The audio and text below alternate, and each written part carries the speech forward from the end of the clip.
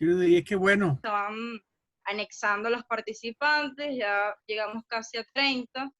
Entonces, bueno, para ir comenzando un poquito, una abrebocas, recordando y dándole las bienvenidas una vez más a todos los participantes y a usted también, profesor Guillermo.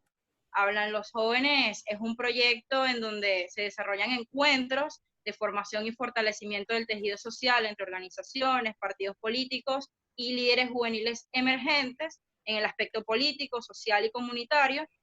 Bueno, esta edición, la Semana de la Ciudadanía, nos enfocamos un poco más en líderes de la sociedad civil. Desde Más Ciudadanos, ante esta coyuntura, seguimos apostando por formar líderes sociales positivos, construyendo más y mejores ciudadanos a través de la educación de calidad, que es nuestro pilar fundamental como organización.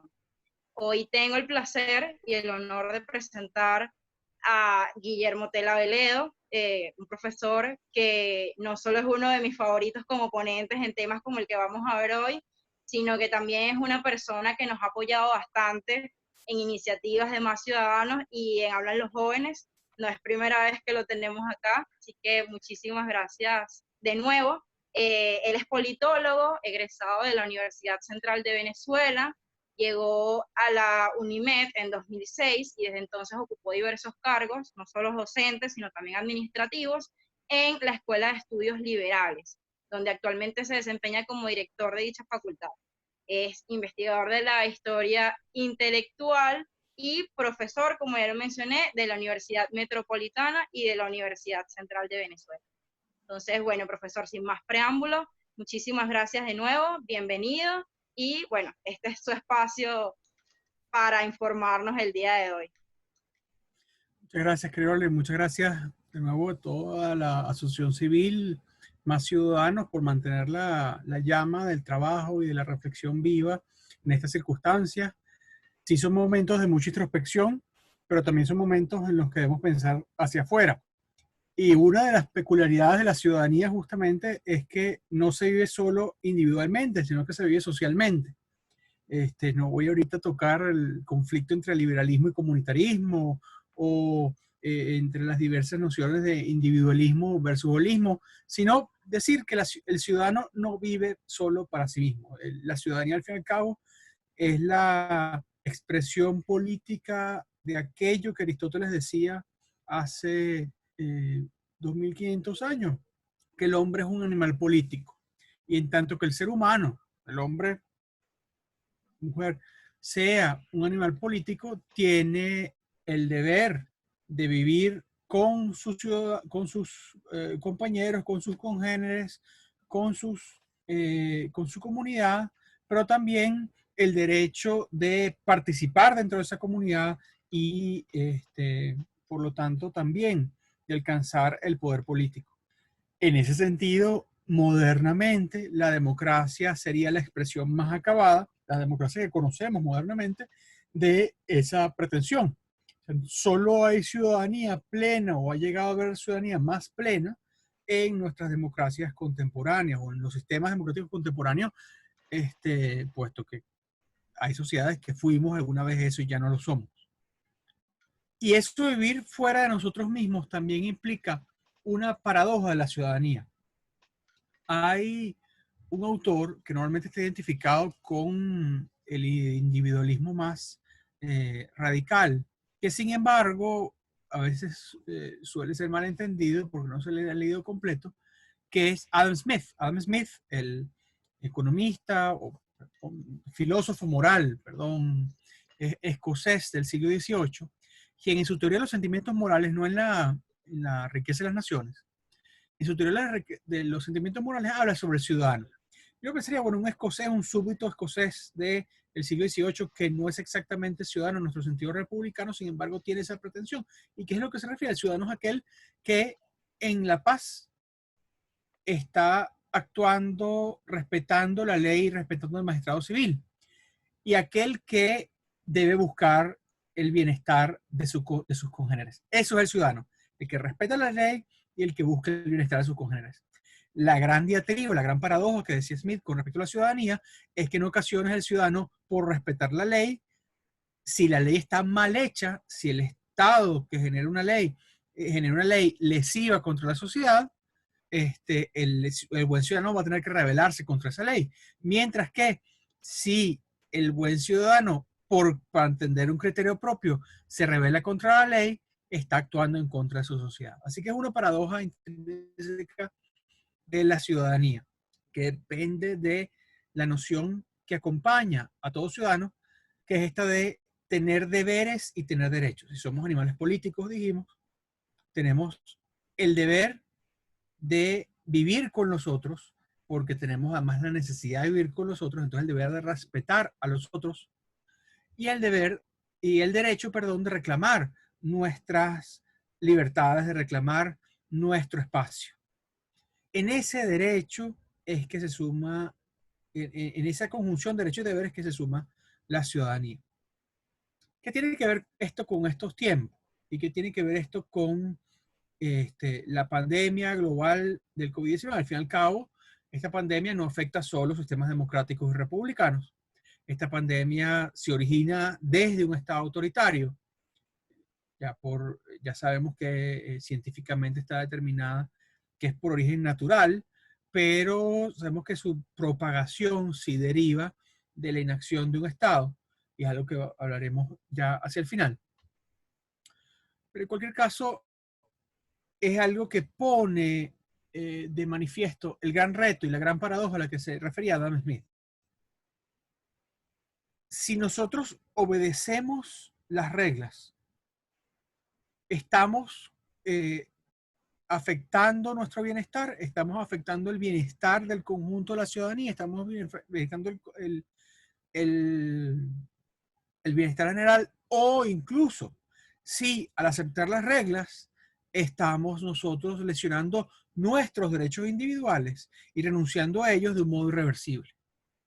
En toda emergencia, y ya nos vamos a dedicar a la de el COVID-19, en toda emergencia se expande las funciones, se expande el alcance, se expanden las tareas de aquellas instituciones de la sociedad que gobiernan.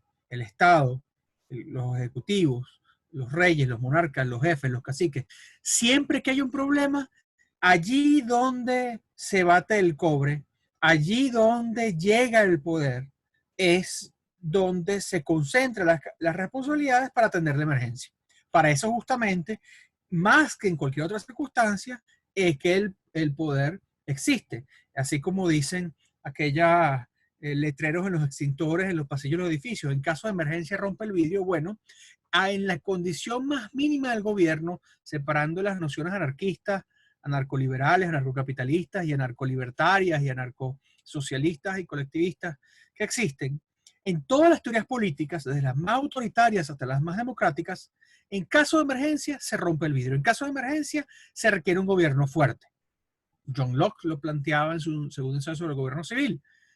El derecho a la prerrogativa en ocasiones de emergencia, y Locke se refería como ejemplos a la plaga de Londres de mediados del siglo XVII, pero también al gran incendio de Londres posterior, que el Ejecutivo debe capturar ciertas prerrogativas, debe capturar ciertas competencias para poder atender la emergencia.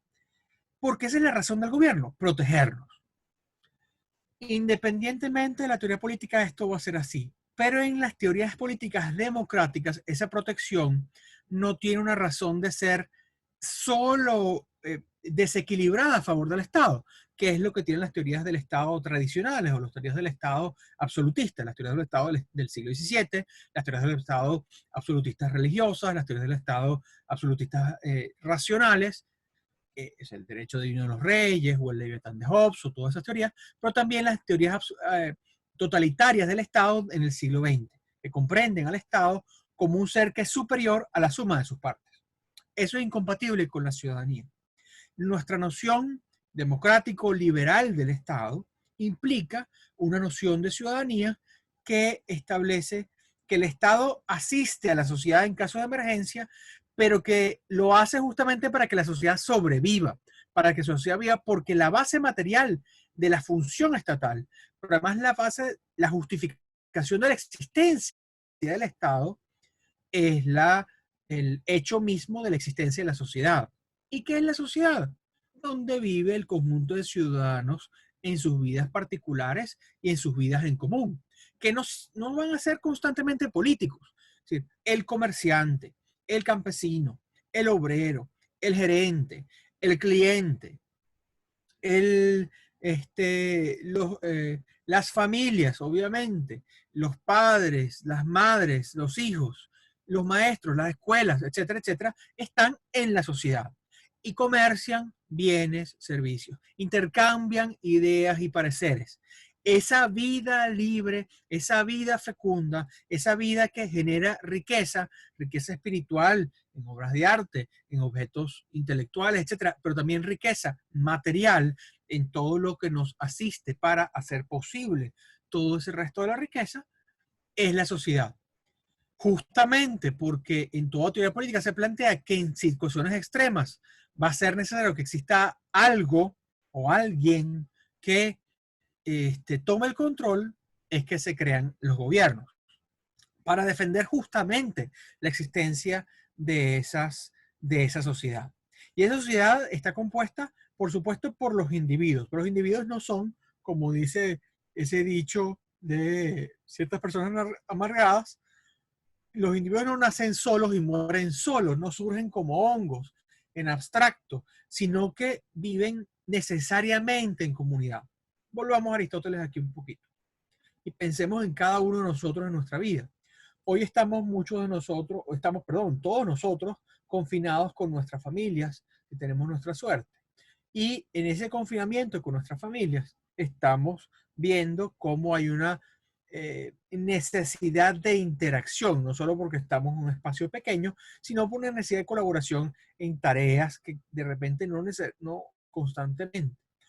Pero también constatamos que si hubiéramos estado solos y abandonados, íngremos y ausentes de esas familias, pero además íngremos ausentes de todos los otros ciudadanos que necesitamos, pues tendríamos dificultades para sobrevivir. Esto ahora en la emergencia, pero así en general. Nosotros nacimos como unos bebés indefensos y porque una familia nos acogió, porque una familia nos nutrió, es que estamos ahora 20 años, 30 años, 40 años después, 60 años después, viéndonos las caras en este video. Porque alguien hizo posible eso en algún momento. Entonces, son todas esas relaciones humanas, desde la pequeña comunidad, la primera comunidad que es la familia, hasta la gran comunidad, que es la sociedad toda, que requieren una autoridad. En la familia, los padres, en todas las sociedades, en todas las jerarquías, en todas las organizaciones, alguien que comanda, pero en la sociedad justamente es el gobierno. Ahora, ¿para qué el gobierno? De nuevo, para proteger a la sociedad, para protegerla de amenazas existenciales. Típicamente estas han sido la amenaza de un enemigo externo, de un invasor, alguien que pretenda confiscar violentamente toda la sociedad. Piensen en todos los estados invasores a lo largo de la historia de otros países. Las amenazas internas, discordias civiles, disputas entre clases, sectores, facciones. Aplacando eso es que se permite la vida privada y particular de los individuos. Yo no podría comerciar, por ejemplo, si hay demasiada delincuencia. Yo no podría vivir tranquilamente si siento que mi vida peligra en cualquier instante. Y no puedo vivir tranquilamente y no podría comerciar, no podría intercambiar pareceres. Entonces, el Estado está allí para satisfacer esa función. Muchas de las funciones del Estado, sin embargo, también las hace la sociedad. Es decir, el Estado no toma toda la función de la sociedad. Es verdad que los estados contemporáneos han expandido sus funciones, pero hay muchas funciones que ya la sociedad acometía. Así como en el Estado asiste la función educativa y formativa de los padres por medio de la educación pública, esta función es irrenunciable de la familia. Así como el Estado asiste por medio de la salud pública, el bienestar de los individuos, el bienestar de salud de los individuos que la conforman, esta es una responsabilidad de cada uno de los ciudadanos también. El Estado no puede estar vigilando lo que yo como, lo que yo fumo, lo que yo bebo constantemente, aunque por supuesto siempre van a ocurrir tensiones. Entonces, el Estado está allí ¿para qué? Para proteger la sociedad. Y esto, si lo vemos solo de la perspectiva autoritaria, tiene un matiz, y si lo vemos de la perspectiva democrática, tiene otro matiz. Veamos entonces Estado de sociedad y llegar a nuestro amigo el coronavirus. En una concepción área del Estado, el Estado protege a la sociedad no solo de lo externo, sino de sí misma, de sus errores, porque los miembros de esa sociedad o porque esa sociedad toda es incapaz de atenderse, de cuidarse y de protegerse, es incapaz de portarse bien. Esa idea según la cual el Leviatán sustituye un estado de naturaleza violento, terrible, donde la vida del hombre en naturaleza es solitaria, pobre, desagradable, violenta y corta, como dice el Leviatán, de una visión esencialmente autoritaria. Mientras menos optimista sea yo, mientras más pesimista sea yo con respecto a los individuos y a la sociedad, más autoritario voy a ser. La visión democrática, por otro lado, parte de la idea según la cual los individuos, las comunidades, la sociedad es capaz de autorregularse en la mayor parte de los actos que desarrollen en todo el despliegue de sus intereses, en todo el despliegue de sus bienes, en todo el despliegue de sus capacidades. Esto, por supuesto, es un continuo. No necesariamente que todos los autores pesimistas son radicalmente autoritarios, no necesariamente todos los autores pesimistas son radicalmente democráticos. Pero en ese continuo, el pesimismo favorece al autoritarismo y el optimismo favorece a la democracia. Siendo eso así, ¿qué resulta? El enfoque que los estados tienen ante las emergencias también va a ser distinto. Y va a ser distinto aunque superficialmente se parezca. Y esto es esencial. Y por eso la comparación entre lo que están haciendo unos gobiernos y otros, que en muchos casos es muy propagandística, que en muchos casos es algo que responde a agendas de medios y agendas de propaganda estatales que no colindan con la realidad. En buena medida dependerá también en este momento de esa orientación. Los estados hablan no solo por medio de su legislación y por medio de sus edictos, sino también por medio de sus obras. ¿A qué amenaza nos estamos enfrentando? Y aquí vamos a tener que medir nuestras visiones sobre el Estado, la autoritaria y la democrática, ante eso. La amenaza que tenemos hoy día es la amenaza del coronavirus 19, de esta mutación del virus de la influenza que estamos sufriendo, que está sufriendo el mundo, y es una amenaza existencial. Es una amenaza existencial porque el virus como tal no consume nuestros recursos. Esencialmente, ¿cuál recurso? Nuestro recurso humano. Es un virus que para sobrevivir requiere agotar organismos vivos. No haremos la similitud entre los virus y los zombies, en el sentido de que los virus no están ni vivos ni muertos, porque no está al fin y al cabo una clase de biología o de epidemiología. Pero ¿qué es lo que sí es una amenaza existencial? Por cuanto puede acabar con nuestra vida.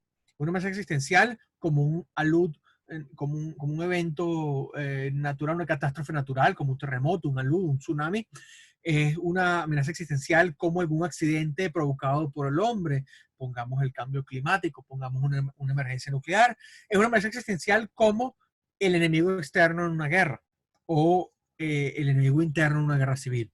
Entonces, esa amenaza existencial se prende esa alarma. En caso de emergencia, rompe el vidrio.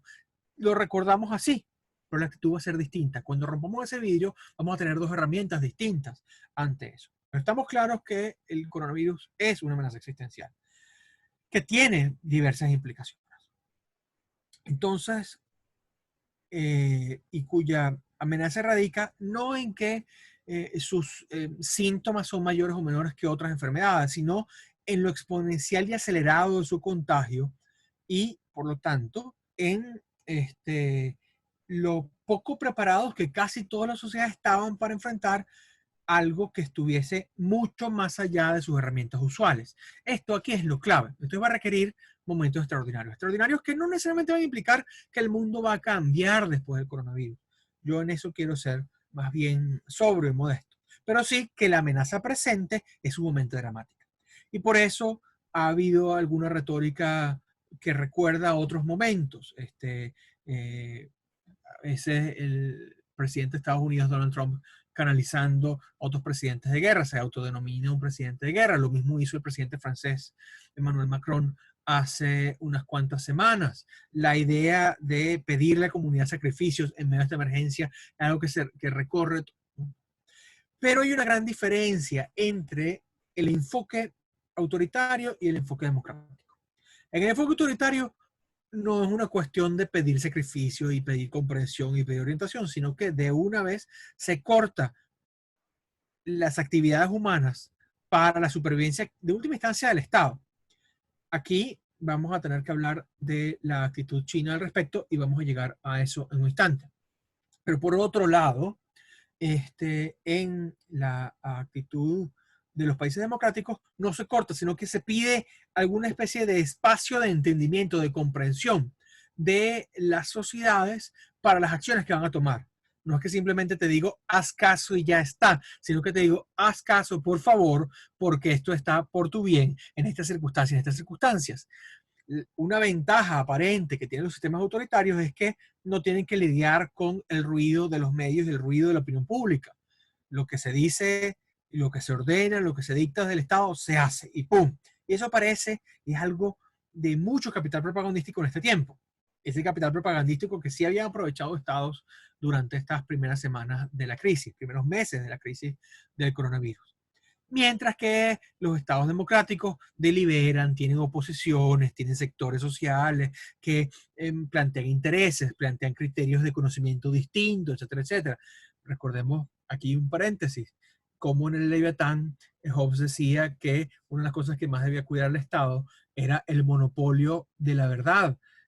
Si hay otra gente diciendo lo que es verdad, pues te lastiman tu autoridad.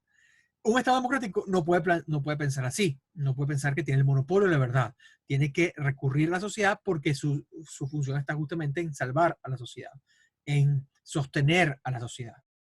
Mientras que el Estado autoritario ve a la sociedad como la base material de su existencia y por lo tanto solo la protege en tanto que se protege a él mismo, el Estado liberal democrático protege a la sociedad porque es su deber, pero además porque procura que este Estado, que esta sociedad se sostenga y en toda su plenitud, que regrese a la normalidad.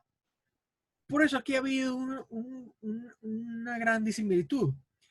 Para los estados autoritarios, el coronavirus ha sido un momento de cancelamiento de la ciudadanía, de cancelación de la vida ciudadana. La poco que había y de reiteración del poder del Estado sobre esos ciudadanos que quizás no tienen ningún poder. Es decir, allí donde el Estado ya es fuerte, demuestra el Estado ya es autoritario y manda más, el Estado demuestra su fuerza y su autoridad. Allí donde el Estado apenas está embrionariamente tratando de consolidar su fuerza, aprovecha esto para agredir a la sociedad.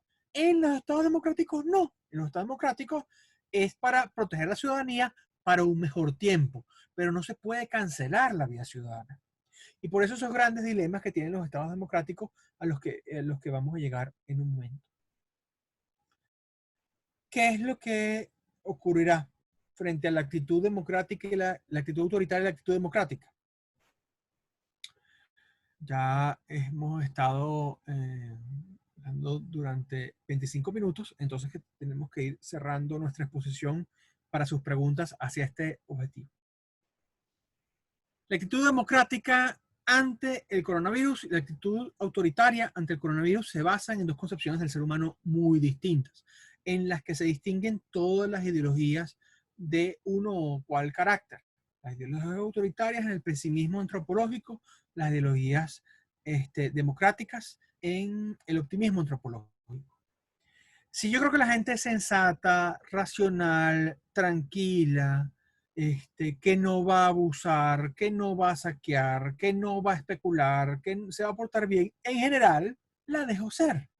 Sí, yo creo que las excepciones a la regla son aquellas que demuestran eso eh, que Steve Pinker decía, lo contrario a los mejores ángeles de nuestra naturaleza, sino que muestran nuestra peor cara, pero esa peor cara es excepcional, para eso ya existen las normas regulatorias. Esto es muy importante. La democracia no es un pacto suicida, la democracia no es anarquía, la democracia no es desorden. Pero en un sistema autoritario, para que esto, para que esto funcione, yo tengo que presumir que el peor de los casos es el posible y por lo tanto, toda idea de iniciativa, toda idea de ruido, toda idea de autonomía de la sociedad debe ser cegada. ¿Qué ha pasado en este tiempo entonces? Lo que hemos visto es que los autoritarismos primero trataron, en el caso chino específicamente, trataron de, uno, ocultar la crisis. ¿Para qué? Para no sufrir un golpe propagandístico, sabiendo las repercusiones que para su estatus, para su prestigio, podía tener una crisis. En segundo lugar, países como Rusia, que pensaban que estaban teniendo muy pocos casos del virus, eso hasta hace unas semanas era así, y se comparaban con los países europeos, no, aquí hay orden, aquí está, y están usando la crisis para instalar su propaganda. Para otros hacer uso para censurar medios. Esto ha pasado en Hungría, que es una democracia en decadencia, en Turquía, que es una democracia en decadencia bastante más decadente, en los países del centro de Asia, todos los están, Turkmenistán, Afganistán, Kazajstán, Tayikistán, y en general en los países autoritarios, al menos en el hemisferio norte. Todavía no hemos visto el despliegue en el África y demasiado en el sur de Asia, salvo el sudeste asiático, pero presumimos que esta dinámica autoritaria funciona allí. Y bueno, es el caso en Venezuela. En Venezuela, el Estado lo ha usado para agredir a los medios de comunicación y a los periodistas que se atreven a señalar o cuestionar la verdad oficial, a tratar de crear un momento de unidad nacional en contra de los enemigos internos, aduciendo que son aliados de enemigos internos del Estado venezolano los que están sufriendo más el coronavirus. Entonces el coronavirus está escogiendo entre los países socialistas y los países neoliberales para atacar más a los neoliberales porque esos son más débiles, etcétera, etcétera. Y eso es un hecho de propaganda. Más allá de que algunas medidas puedan ser buenas, por eso insisto, superficialmente algunas medidas pueden parecer buenas porque pueden ser las mismas, así como yo voy a usar la misma vacuna en la Unión Soviética que ellos, puedo usar el mismo método de lavarme las manos o de estornudar el codo en la China comunista que en Suiza. Pero la actitud democrática tiene otro cariz porque tiene otro sentido humano, que es el sentido de la defensa. ¿Ah? Veo en el chat que Humberto ha mencionado el caso de Turkmenistán. Estamos telepáticos. La democracia tiene ese reto y al parecer, porque China está usando esta oportunidad con la apertura de Wuhan, con la idea de que ha aplanado la curva, con la idea de que incluso, aunque haya habido muchas más víctimas fatales del coronavirus, esto está ya resuelto. China es el primer país que se libró de la epidemia. Y así hay otros países que plantean que tienen casos cero. Este es el caso de Corea del Norte, por ejemplo. Esta idea propagandística no es lo que tienen los sistemas occidentales y durante todas estas semanas hemos recibido una abundancia de información diciendo se acabó la democracia, se acabó Occidente, se acabaron los sistemas liberales, no hay nada que hacer, aquí hace falta mano dura. Y esa es la justificación del señor Erdogan, esa es la justificación del señor Orbán en Hungría, y esa es la justificación de algunos líderes democráticos que, bueno, tienden a no ser tan democráticos. Pero que estamos viendo como aumentar la democracia. La democracia a veces, nosotros los demócratas carecemos de autoestima, carecemos de una idea propagandística que nos eleve. ¿No? Es que estamos, como somos tan racionales, como somos tan calmados, como somos tan cuidadosos, preferimos no exagerar la nota y preferimos caer en el exceso de modestia. Y en ese sentido, muchas veces pecamos abandonando nuestros propios valores, diciendo, oye, sí es verdad, el autoritarismo funciona, caramba, ¿qué habremos hecho mal? Y autoflagelándonos. Esa es una actitud democrática típica, pero es incorrecta, porque la democracia tiene tres ventajas esenciales que no tienen los autoritarismos, los que vamos a hablar en un momento. Esto se ha medido, hay quien lo ha medido con respecto a las grandes hambrunas, las grandes crisis humanitarias. Esto durante en los años 70 y 80 lo midió el economista indio educado en Gran Bretaña, Amartya Sen, quien ganó el premio Nobel en finales de los años 80, comienzos de los años 90. Amartya Sen decía que esa vieja contradicción, porque esto no es nuevo, esa vieja contradicción entre desarrollo y libertad, que es la contradicción de los años 70. Si queremos desarrollo, tenemos que tener dictaduras modernizadoras. Esa es la idea de los años 60 y 70 en el sur global.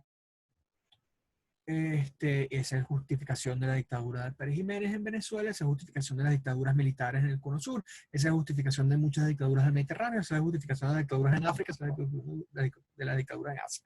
Queremos desarrollo, queremos paz, queremos progreso, dictadura. Ese mismo dilema se plantea hoy. Y Amartya Sen comparaba dos sistemas populosos, dos sistemas en emergencia, dos sistemas pobres que habían sufrido hambrunas terribles. Y comparaba la India democrática, con todos sus bemoles, y hoy día es una democracia que tiene muchos problemas, muy serios problemas con el Partido Nacionalista de Modi, y la China comunista, en ese momento, que era una China que no tenía el prestigio de ser una potencia económica, sino que era uno de los sistemas más cerrados del mundo, cuando se lo estudiaba, porque se estaba estudiando el problema de el gran salto del Ande y las hambrunas en Bhopal, en la India en los años 50 y 60. ¿Qué pasó? Las hambrunas mataron menos gente en la India y más gente en China. ¿Por qué? Porque en la India había diseminación de información. Había la capacidad entonces de llegar a esto. En China, como las hambrunas se mantenían en secreto, porque era un secreto de Estado, no llegaba la asistencia y no había medios que reclamaran y no había una sociedad que reclame. Y aquí hay una diferencia esencialísima. En las democracias hay una sociedad que reclama y que tiene el derecho de reclamar. En las dictaduras no existe tal cosa. Existe una sociedad, pero esa sociedad tiene que estar chitón, tiene que estar quieta. ¿Qué pasa entonces con la ciudadanía? En una sociedad quieta no hay ciudadanos. Un ciudadano que no tiene sino puros deberes y carece en absoluto de derechos, no puede ser un ciudadano realmente. En una sociedad democrática, no, ese ciudadano tiene, como ha dicho Adam Smith, el deber de cumplir la ley y el deber de ser bien a sus congéneres. Vamos a ir con eso en una última reflexión, pero vamos entonces con las ventajas de la democracia. ¿Qué ventajas tienen las democracias, las repúblicas democráticas, las repúblicas democrático-liberales, que pueden ser monarquías constitucionales, que pueden ser sistemas parlamentarios o presidencialistas? Eso es irrelevante ahorita, no abundemos en eso. ¿Qué ventajas tienen? Tienen una ventaja material, tienen una ventaja social y tienen una ventaja ideológica. La ventaja material es que las democracias en general, desde que existen las democracias, tienen una correlación alta con la prosperidad social y con una mayor igualdad que permite que haya más recursos en la sociedad para atender a los más débiles. Eso es algo que está siendo muy retado por los años de autoridad de las reformas del mercado de los 90 y la década pasada. Pero que en todo caso, los más pobres en un sistema democrático pueden tener mayores oportunidades de salir adelante. Pero además hay más recursos en general en los sistemas democráticos en sociedades abiertas para atender emergencias, para dedicar ingresos disponibles a esta emergencia. Entonces tenemos esa base material. Además, como el Estado está para hacer que la sociedad sobreviva, está pensando no solo cómo sobrevivir hoy, sino cómo sobrevivir mañana. Y por eso esa discusión en las democracias sobre si viene la apertura o no, levantamiento o no del coronavirus, porque la salud es uno de los diversos valores, la salud de los individuos, uno de los diversos valores que se están, pero el bienestar de esos individuos económicos también se plantea. Entonces la lucha contra la recesión es un debate abierto. Entonces es una ventaja económica esencial. Va a haber más recursos, una correlación positiva entre prosperidad y democracia. Eso los sistemas autoritarios suelen ser menos pobres, menos ricos y menos prósperos, y por lo tanto más pobres y más desiguales. No es que en los sistemas democráticos no haya élite, sino que la élite en los sistemas autoritarios es cerrada y además es ajena a la sociedad. Está, como decir, vacunada contra ella. La segunda ventaja es política. Pongamos que la distribución de recursos, pongamos que la alocación de recursos, pongamos que las políticas públicas para enfrentar el coronavirus en la democracia no hayan sido efectivas, que se han tomado decisiones muy tardías, muy pocas, con recursos mal logrados. Esas decisiones tienen una contraprestación política, porque las instituciones políticas en la democracia van a permitir corregir esas decisiones, cambiar la política o incluso cambiar los hacedores de política. Si yo estoy insatisfecho, si este desbarajuste o las consecuencias negativas de las políticas públicas implementadas hoy generan suficiente ruido para cambiar la política, pues la opinión pública organizada, los individuos en su expresión, los medios de comunicación, los partidos de oposición, todos aquellos que tienen derecho en un sistema democrático van a opinar lo contrario y van a tratar de cambiar la política. E incluso pueden llegar, si eso lleva más allá, a cambiar a quienes gobiernan. Lo cual no debería ser un desbarajuste, porque quienes gobiernan una democracia pueden cambiar sin que caiga todo el sistema. En un sistema autoritario, cuando cambian los que gobiernan, ese sistema se derrumba. Pero además es una ventaja ideológica. ¿A qué me refiero con esto? No basta solo que tengamos un Estado que debe proteger a la sociedad, no basta solo con un Estado que debe proteger sus interacciones e intercambios materiales y espirituales. No basta tampoco con que tengamos un Estado que sea responsable ante la sociedad, sino que el Estado tiene un propósito. El propósito de proteger a la sociedad y proteger a los individuos implica el propósito de darles una procura existencial, de beneficiarlos en el sentido de no dejarlos morir cruelmente.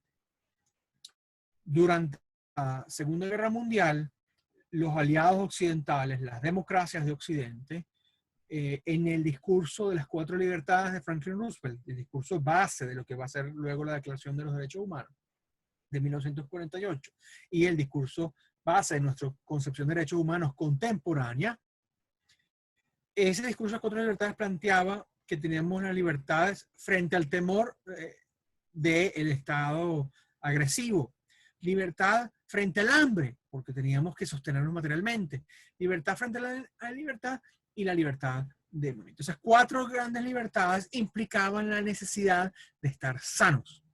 Por eso hay una correlación positiva, aunque la seguridad social y la salud pública, que son medidas tanto de prevención como de intervención secundaria, y que no son solo hospitales y son ambulatorios, son campañas de vacunación, son campañas de fumigación, son campañas de higiene pública, infraestructura que permita que haya agua potable, infraestructura que permita la disposición adecuada de desechos sólidos y líquidos, legislación que permita la no contaminación de los ríos y las fuentes naturales de riqueza. Todo eso es parte del derecho a la salud. Y eso lo vive más claramente en las democracias. De modo que si todo lo de anterior no funciona, si cuando rompiste la emergencia no conseguiste un extintor, si no conseguiste una estampita, puedes, sin embargo, después reclamar con todo el derecho legítimo de hacerlo, porque es parte de la ideología democrática contemporánea de los últimos 70 años, el derecho a la salud. La indignación de muchos con la democracia contemporánea, la indignación de muchos con los hoy, que ese derecho se ve amenazado porque esta es una amenaza sumamente grande. Voy a un último punto con respecto a la ciudadanía de cada uno de nosotros como ciudadanos, y con esto cierro para pasar a sus preguntas, que estoy ansioso de escuchar. ¿Qué podemos hacer nosotros como ciudadanos en una pandemia? Podemos hablarlo desde lo general, como ciudadanos en abstracto, como si fuéramos ciudadanos de Suiza, como si fuéramos ciudadanos de Kazajstán, bueno, en Kazajstán no hay propiamente ciudadanía, pero como si fuéramos ciudadanos de Taiwán, o de Corea del Sur, o de Bélgica. ¿Y cómo podemos hacer como ciudadanos hoy en Venezuela? son dos retos distintos, porque Venezuela no es un sistema republicano vital, es un sistema republicano moribundo o muerto, en el cual la ciudadanía está depositada esencialmente en la sociedad, y está en cada uno de ustedes. Como ciudadano general, recuerden, un ciudadano es aquel que respeta la ley, respeta las normas, pero también busca el bienestar de los demás. Cuando eso coincide, Adam Smith dice, todo bien. Cuando eso no coincide, es que se dan los grandes dilemas del ciudadano. ¿Qué estamos viendo hoy? En una democracia, en las democracias consolidadas, está la duda sobre si el interés individual debe privar sobre el interés colectivo. Y es natural que el interés individual se preocupe. Pero mientras el interés individual esté satisfecho por las medidas de emergencia, y por eso están la asistencia a los sectores económicos, por eso debe estar la asistencia a los sectores más vulnerables, y por eso están todos los subsidios a los sectores más pobres de la sociedad, que es donde se genera mayor dolor dentro de las sociedades en este tipo de crisis. Eso va a estar en esa coincidencia. Entonces, un ciudadano, en una circunstancia como esta, debe cumplir los exhortos de la autoridad pública. Cuando la autoridad es equívoca, cuando la autoridad comete disparates, bueno, tiene que pensar, bueno, o yo sobrevivo o le hago caso a este loco. Y eso es un dilema que pueden tener en algunas sociedades. Pero, en general, es corresponder a las acciones que benefician a los demás. Esto que estamos hablando contemporáneamente, el distanciamiento social, de las medidas de higiene personal, higiene colectiva, la colaboración en las comunidades, etcétera, etcétera, todo eso es válido en cualquier circunstancia, porque hay que sobrevivir primero para poder vivir e intercambiar después. Pero ¿qué pasa cuando no hay tampoco ciudadanía? Y ahí me conecto a la pregunta que hace Ana y la leo. Tomando en cuenta la pandemia de COVID-19, ¿es posible en estos momentos crear espacio para defender nuestros derechos que son vulnerados por el totalitarismo? Pues no solo es necesario crear los espacios, es urgente crear los espacios. Si es posible es otra cosa, pero no puede quedar de nuestro desinterés. No puede decir, no, si no es posible vamos a rendirnos de una vez. ¿Qué espacios tenemos aún en esta circunstancia? Pues tenemos la educación de las advertencias, incluso a pesar de lo que diga el Estado. Entonces, tener las medidas del Estado, aquellas que son razonables para nuestra supervivencia, pues sostenerlas, hacer caso. Yo no voy a rebelarme contra el Estado diciendo, es que no me voy a lavar las manos porque me lo está diciendo un Estado que, con el cual yo estoy en desacuerdo. No, lavarse las manos es sensato en Wuhan, o en Caracas, o en Washington, o en Londres. Pero no es momento de ceder solo a la orientación de no hacer política, en el sentido de renunciar a nuestra ciudadanía. Es verdad que no se debe hacer politiquería, y a veces hay muchos mecanismos de hacerlo, y ahí yo creo que es una versión bastarda de la ciudadanía cuando eso se hace. Aprovechar la crisis para eso. Pero buscar espacios de entendimiento. El problema, claro, está en que tenemos que no entender que es hostil entre las vamos a hacer nosotros, es fortalecer nuestros lazos comunitarios internamente. El distanciamiento social lo dificulta, pero no lo impide. El distanciamiento social no impide los demás. El distanciamiento social no impide las acciones de orientación. El distanciamiento social no impide que podamos tener, así como esta acción de educación ciudadana, acciones de educación en acciones de higiene. No impide colaborar con las acciones de los maestros que no tienen recursos para dar clases a los millones de estudiantes que están hoy varados en su casa. No nos impide que podamos, por ejemplo, donar alimentos de la parte que reservamos para nosotros, donar alimentos a bancos de comida en acciones sociales. En tanto no podemos contar con ese Estado que nos agrede. Y aquí es el momento de un paso más, tener acciones insurreccionales. No sé, bueno que tomar las acciones supervivenciales. Las acciones supervivenciales nos permite ahí reclamar entre los más generales y más amplios un mayor espacio ciudadano. Y mientras eso ocurra, sí, el riesgo que enfrenta el ciudadano, ese riesgo existencial que enfrenta el ciudadano, demandar más transparencia, demandar claridad, develar por medio de la información los equívocos y paradojas de la información oficial, develar aquello que es propaganda, y también no compartir entre nuestros seres queridos en medio de nuestras comunidades reales, materiales o virtuales en medio de las redes, noticias alevosas, noticias falsas, no en el interés de los sistemas autoritarios. Por los sistemas autoritarios, toda noticia que no venga de ellos es falsa, sino que en este interés, toda noticia que sea propagandística, toda noticia que sea alarmista, toda noticia que sea para cundir el pánico, es una noticia peligrosa para nuestra supervivencia individual y para la supervivencia de todos nosotros. Entonces tenemos que ser muy cuidadosos con eso. Para cerrar, en esta charla, quiero reiterar entonces los 3 elementos de los que hemos hablado.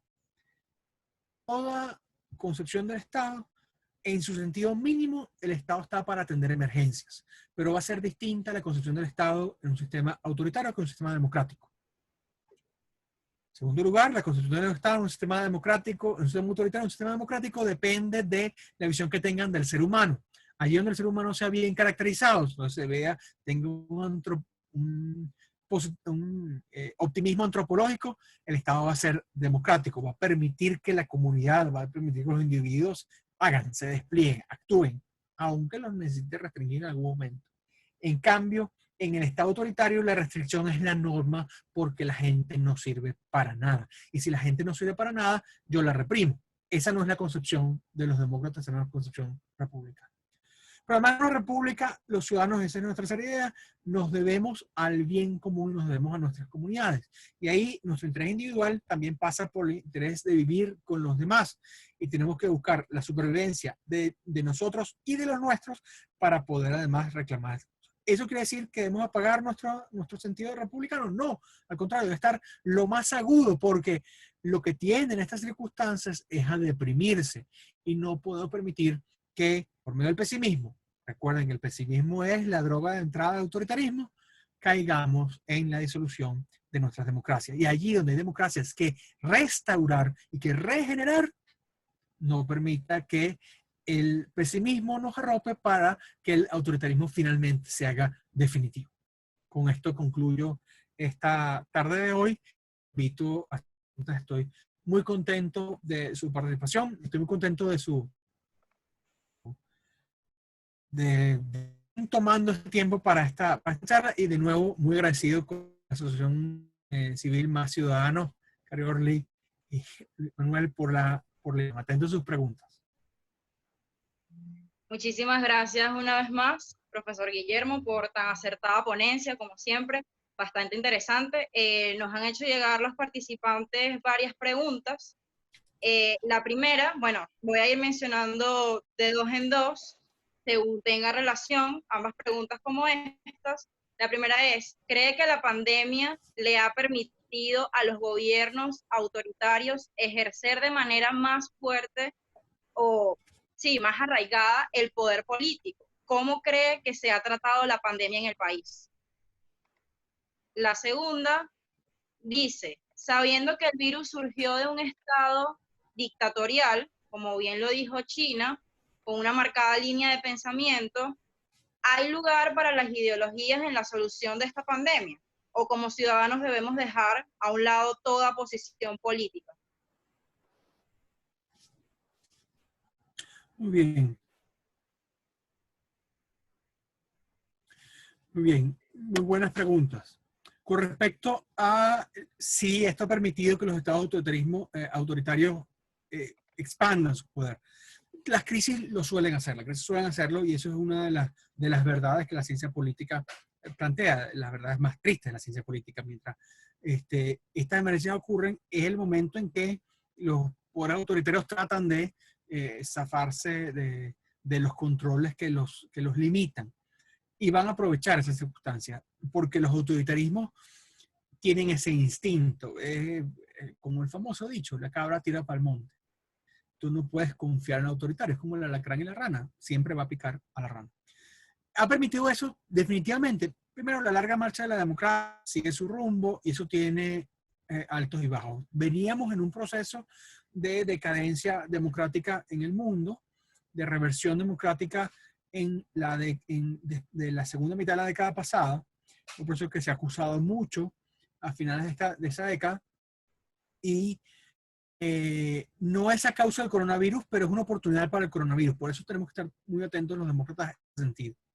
Pero ¿qué pasa en los sistemas que ya son autoritarios? En el caso venezolano, puede ser el acicate para un cambio político. Bueno, hay quienes sugieren, y lo sugieren con cierto optimismo, que esto puede ser así. Yo no estoy tan seguro de momento, pero lo que sí podemos constatar es que el modo en que ha sido tratada la pandemia, insisto, hay medidas superficiales, hay medidas lógicas. Cuando el gobierno venezolano dice lávate las manos, cuando el gobierno dice las manos no toque superficie, cuando el gobierno venezolano dice tápate la boca, no está diciendo cosas locas. Pero cuando David les dice, y todo lo que digan los medios de comunicación y todo lo que digan las redes sociales es falso, está aprovechando la pandemia. Y uno de los grandes problemas de esto es que la crisis de confianza de los venezolanos frente a nuestro Estado es tan grande y tan profunda que esto solo está haciendo que seamos muy descreídos. Hay gente que, pese a que están todos estos signos de la gran emergencia, como lo dice el gobierno venezolano, en el que no creen, no actúan en consecuencia, no acatan medidas de salud pública. Pero además hay gente que plantea que este es el momento para aprovechar que ahora sí, esta sí es la crisis definitiva del chavismo. Hay que tener cuidado, pero hay que ser muy escépticos con todo, porque que digan los medios del Estado en un sistema autoritario es inherentemente propaganda. Incluso la verdad es propaganda, la verdad siempre va a estar planteada como si fuera un ángulo de superioridad moral. ¿Qué pasa con respecto a China y las ideologías? La medicina no tiene en sí mismo ideología. Miren, no exactamente. Ya que el virus no tiene ideología, el virus puede contactar a un comunista como un anarquista. Es verdad que una vacuna no tiene ideología y que se puede aplicar técnicamente igual en un sistema autoritario, pero la justificación por la cual existen esos medios va a ser distinta.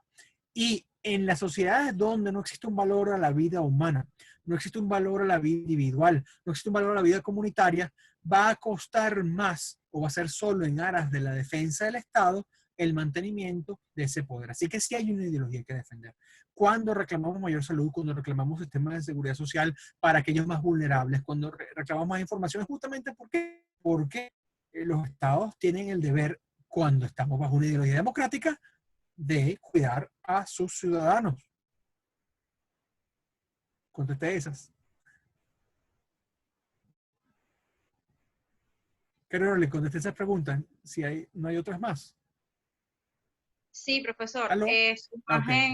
Su imagen se me quedó congelada un momento y pensé que no había terminado. No, perdón. La siguiente pregunta, muchísimas gracias por responder estas dos. La siguiente es, tomando en cuenta la caída del régimen actual, en un caso hipotético, y el nivel de cultura educativo de los venezolanos, ¿en cuánto tiempo cree usted o estima que se materialice una verdadera democracia participativa? ¿Y qué rol debe cumplir el ciudadano ante esta? Yo creo que los venezolanos son mucho más y mucho más éticos de lo que a veces se nos da crédito. Una de nuestras teorías políticas más seductoras y más influyentes es el cesarismo democrático. Son las teorías positivistas de comienzo del siglo XX. Pero esas parten de una esencialidad pesimista.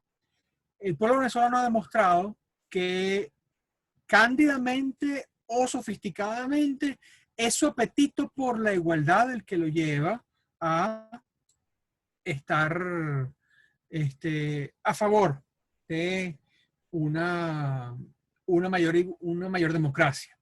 Y si ese apetito por la igualdad existe, lo que llega en este momento es la idea de que hay algunos que se puedan salvar porque le tocó una mayor suerte, no porque les cayó el virus, porque a muchos de nosotros nos va a caer el virus, nos va a tocar el virus, pero algunos de nosotros podremos salvarnos o tenemos más chance de salvarnos por nuestras condiciones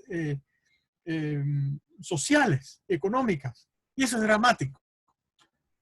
Eso puede alimentar una mayor puja igualitaria. Y la mayor puja igualitaria es contraria a un sistema autoritario. Así que yo creo que más bien hay una gran capacidad democrática en el pueblo venezolano.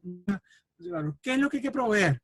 ¿Por qué la democracia está tan deprimida en Venezuela? Irónicamente, es por lo que parece, es justamente porque el venezolano está empobrecido que no protesta, sino por hambre, no protesta sino por servicios, no protesta sino por la supervivencia. Cuando superemos la brecha de supervivencia, creo que será muy claro que los venezolanos vamos a poder actuar democráticamente con mayor tranquilidad. Recuerden, la crisis de nuestra antigua se debió especialmente a que la idea de bienestar y supervivencia se desplomó en los años 80 y eso permitió que cantos de sirena se sedujeran bajo la ideología democrática, pero porque fueron por engaño en estas avenidas autoritarias.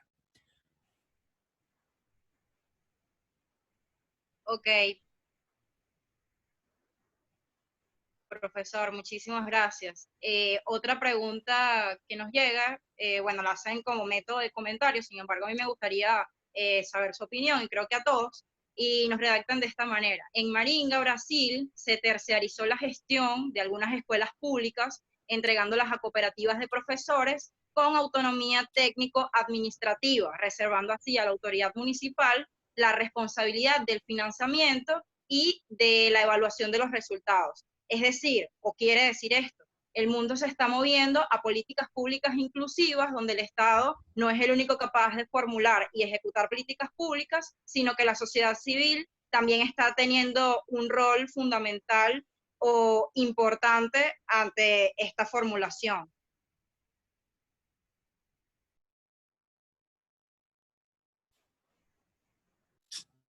Sí, muy bien. Pregunta de Abraham, leo aquí. ¿Me escuchan? Sí, profe, se le escucha. Sí, profe. Sí, perfecto, es que aquí me avisó que estaba mala la conexión. Buena pregunta. Eso es que en otras prácticas, por ejemplo, la doctrina democrática de la europea, la democracia de subsidiariedad, y por supuesto algo con la democracia. La idea de que el Estado es el único de los bienes públicos, la idea de que el Estado es el único que puede herenciar, no por eso se le empezaron a, pero las tareas que asume la sociedad no son suficientemente amplias y grandes como para atender estos problemas. Una vez que hemos detectado esos problemas, sabemos que la sociedad es capaz de hacer eso. La PUN de esta región es una posición similar a la de la sociedad. También aquí en Venezuela, bueno, toda la educación privada en los 90, 50 y 60. Se crea la Asociación Venezolana de Escuelas Católicas, cuando se permite a los laicos que al margen del Estado, aunque fuesen coordinadas, aunque fuesen incluso supervisadas por el Estado, eran administradas y llevadas. Y eso, en algún momento, la educación pública venezolana era muy superior a la educación privada, pero en un momento esa educación privada despegó y se alejó de la educación pública. Eso tiene mole. Lo cierto es que es posible y ser un tabú. Eso puede ser más eficiente, en ocasiones eso puede ser. En términos de salud pública, eso puede tener mucha razón en medidas secundarias, incluso en medidas asistenciales, en médicos comunitarios, etcétera, etcétera. Médicos comunitarios, no me refiero a los médicos comunitarios en el sentido de la Universidad Bolivariana, sino médicos de las comunidades, eso que llaman en la tradición anglosajona los family doctors, que son los generalistas, eso que llamamos aquí internistas, pero son internistas en la sociedad, que van a las casas. Eso existía en otras épocas y eso puede existir y puede fomentarse. Pero eh, campañas de salud pública, campañas generacionales normalmente sí requieren de la actividad del Estado. ¿Quiere decir que eso es incompatible con la actividad privada? No, en absoluto. Y debemos dejar de tener el tabú. Pero aquí no podemos contestar solo al tabú proestatal autoritario con un tabú anárquico pro sociedad absoluto, sino, bueno, poder coordinar y poder cooperar Estado y sociedad en el fin de mantener a la sociedad, que es de lo que se trata. Bueno, muchísimas gracias, profesor. Yo creo que ponencia más completa que esta no existe, bastante informativa y bastante clara, incluyendo así sus respuestas ante las preguntas que los participantes nos hicieron llegar. de nuevo agradecido 100% desde Más Ciudadanos con usted por siempre estar abierto y siempre estar tan positivo ante invitaciones como estas que van en pro de la formación del individuo y del venezolano, del ciudadano en general, para ser promotores de información como esta ante la construcción de la democracia y de nuestro rol como ciudadanos en la sociedad y en nuestras diversas áreas donde como jóvenes líderes emergentes hacemos vida a diario. Pues me alegra mucho la oportunidad, le agradezco efusivamente. Es importante para mí que estas iniciativas se sostengan y se mantengan, así que mi colaboración siempre estará disponible más allá de cualquier eventualidad para esta tarea, porque la comparto con ustedes, comparto ese interés, comparto esa vocación y agradezco mucho la oportunidad. Espero poder haber sido útil y poder haber dado unas luces, pero la iniciativa de esta luz, la de ustedes, y les doy muchas gracias a ustedes por organizarlo, los participantes a lo largo del país, porque en medio de las terribles penurias que en Caracas apenas sentimos, están dispuestos a esta reflexión con la expectativa de una sociedad venezolana democrática, o más bien, de un Estado venezolano democrático, pero una sociedad que merece esa y que anhele esa democracia. Bueno, profe, yo también quería agradecerle nuevamente. Yo creo que no había una mejor manera de cerrar nuestras conferencias durante esta semana. No terminamos el programa porque mañana tenemos un panel increíble, pero gracias por su disposición. Además, es bastante anecdótico que hayamos tenido a su padre ayer y hoy a usted como ponentes. Profesor Sí, bromeando, sí. cuando le invitamos nos comentaba que si no eran muchos dos abelejos en un mismo evento, y creemos que no, porque sin duda demostraron muchísimo conocimiento y bueno, toda nuestra admiración y respeto. Y gracias nuevamente por acompañarnos. Gracias también a todos los que se han estado conectando. Creo que estamos sumamente conmovidos y emocionados de cómo quizá un día más, un día menos, porque las condiciones del internet varían, pero el hecho de que todos los días se conecten con esa disciplina y se hayan tomado esto tan en serio como nosotros nos llena de orgullo y créanme que bueno, que en la medida de las posibilidades vamos a seguir trayéndoles espacios para que puedan seguir formándose y ser más y mejores ciudadanos. Así que muchísimas gracias a todos.